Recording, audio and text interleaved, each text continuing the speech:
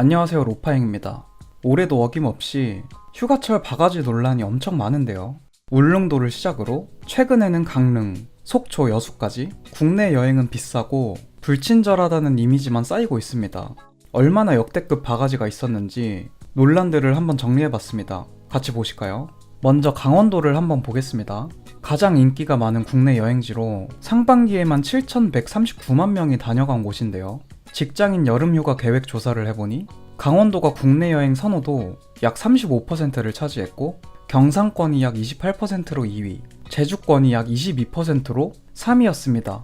이러한 선호도를 휴가철 관광 수요 반등으로 이어가기 위해 강원도는 다각도로 노력을 하고 있다고 말했는데요.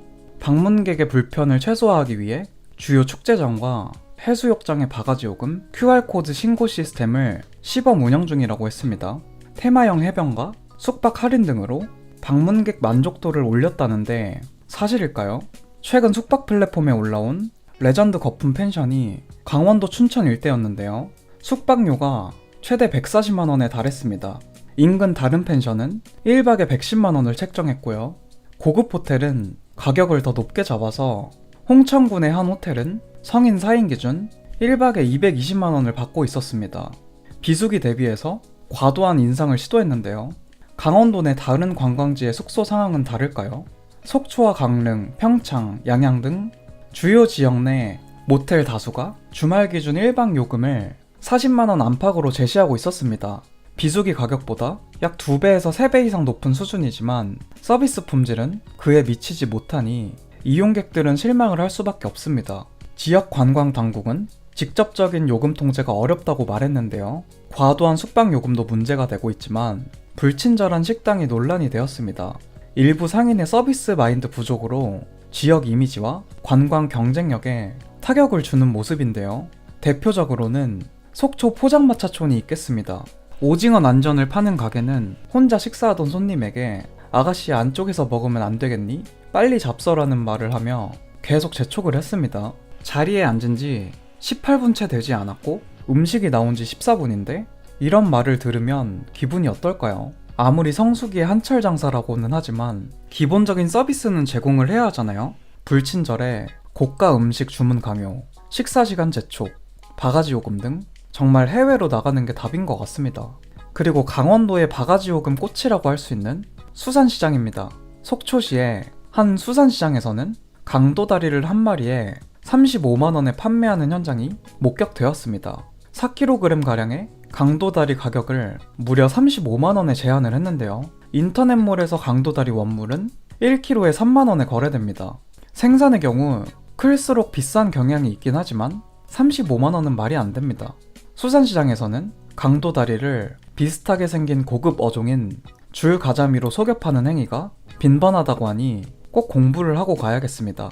다음 장소는 부산입니다. 부산 불꽃축제를 보기 위해 광안리 해변 앞 숙소를 65만원에 예약했는데요. 결제 후 이튿날 황당한 일이 생겼습니다. 해당 날짜가 불꽃축제와 겹치는 사실을 확인해서 135만원을 추가로 내지 않으면 입실할 수 없다고 통보를 했는데요. 결과적으로 1박 숙박 요금이 200만원이나 된 셈입니다. 힘들게 가격 비교를 해가면서 예약한 손님의 노력이 한순간에 물거품이 되는 현실인데요. 주변의 호텔들도 보니까 불꽃축제가 열리는 날 1박에 100만원이 넘는 가격에 판매를 진행하고 있는 것으로 밝혀졌습니다. 제주도 바가지를 닮아가는 건가요? 해운대 백사장 일부를 민간에 내주고 시작된 축제가 한 달 만에 중단 위기에 놓이기도 했습니다. 축제 공간은 현재 모래만 보이고 무대 뒤편으로는 쓰레기만 방치가 되어 있었습니다. 대목을 기대하며 2달 임대료로 3,500만원을 미리 낸 푸드트럭 사장님들은 이미 적자가 어마어마한 수준이라고 합니다. 울릉도 비계 삼겹살은 다들 아시죠? 여수도 한번 보니까 논란이 정말 많았습니다. 한 음식점에서 남은 반찬을 재사용하는 행위가 적발되기도 하고 혼자 2인분을 시켰는데 20분 만에 눈치를 주는 식당이 문제가 됐고요. 식당 주인의 불친절한 언행이 문제가 되었는데 저도 들어보니까 좀 불편하더라고요. 최근에는 호텔 걸레가 또 논란이 되었습니다. 한 호텔에서 투숙객에게 수건 대신 걸레를 제공한 사실이 확인되었는데요. 수건으로 닦은 후에 발견된 글자라서 정말 기분이 최악이었다고 합니다. 그러면 끝판왕 제주도로 가볼까요? 이번에는 파라솔이 문제가 되었는데요. 제주도 서귀포시에 위치한 물놀이장인데요. 무더운 여름 도심 속의 쉼터가 되어주며 지역 주민들과 관광객들에게 인기를 끌고 있는 장소입니다. 입장료가 무료인데 파라솔이나 평상을 대여하지 않으면 입장을 할 수 없도록 했다고 합니다. 물놀이장 직원은 입장료가 없는 대신 파라솔과 평상 대여 요금에 다 포함이 되어 있다고 말했는데요. 이 말은 대여를 해야만 물놀이장을 이용할 수 있고 파라솔은 4만원, 평상은 7만원이었습니다. 대여할 때 팔찌가 없으면 쫓겨나는 상황이고요. 그러면 이게 무슨 무료인가요? 파라솔이 4만원이고 평상이 7만원인데 입장료 2만원 받고 파라솔 2만원 받는 거랑 똑같잖아요? 이러다 보니 많은 분들이 평점 테러를 하고 있습니다. 현재는 취재가 시작된 이튿날에 자생단체와 협의 끝에 시설을 대여하지 않아도 물놀이장을 이용할 수 있게 했다고 합니다. 성인은 3,000원, 아동은 2,000원의 입장료를 받기로 했다네요. 제주도 여행 바가지 요금의 끝판왕 차례입니다. 바로 렌트카인데요. 제주자치도에 따르면 최근 공정위가 담합 우려와 가격 결정권 침해 등을 이유로 새 요금안 추진이 어렵다는 의견을 공식적으로 밝혔습니다. 바가지 요금을 잡겠다며 작년부터 말하더니 사실상 무산이 된 건데요. 앞으로 얼마나 더 심할지 정말 무서워집니다. 최근 예약과 취소 과정에서의 불편함이 이슈가 되었습니다. 제주 지역 주요 렌터카 업체에 실태를 조사한 결과 예약은 인터넷에서 간편하게 가능하게 하면서 취소는 전화 또는 제한적인 방식으로만 허용한다는 건데요. 14개의 업체를 조사했는데 웹사이트와 모바일 앱으로 바로 예약할 수 있었습니다. 하지만 취소는 업체들 중 9곳이 전화를 하거나 홈페이지 게시판을 이용하라고 했는데요. 전자상거래법상 사업자는 계약 체결 전에 계약 해제와 관련된 기한과 방법을 소비자에게 고지하는 게 의무입니다.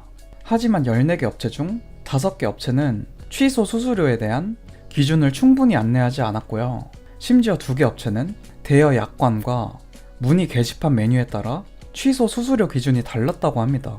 예약은 쉽게, 취소는 매우 어렵게, 귀찮게 하는 게 영업 방식인가요? 이럴수록 제주도 이미지만 망가질 텐데 말이죠. 올해 여름 휴가에 여러분들도 바가지 요금을 많이 경험했을 것 같은데요. 저는 그래서 그냥 안 갔습니다. 그냥 맘 편히 서울 근교 드라이브 하면서 비수기 때 강원도 한번 가보려고 합니다. 혹시 국내 여행으로 추천해 주실 만한 곳이 있을까요? 언제쯤 바가지 요금에서 우리는 자유로울 수 있을까요? 코로나 이전에 제주도 여행이 너무 그립습니다. 오늘 제가 준비한 영상의 내용은 여기까지입니다. 재밌게 보셨다면 구독 한번 부탁드리겠습니다. 감사합니다.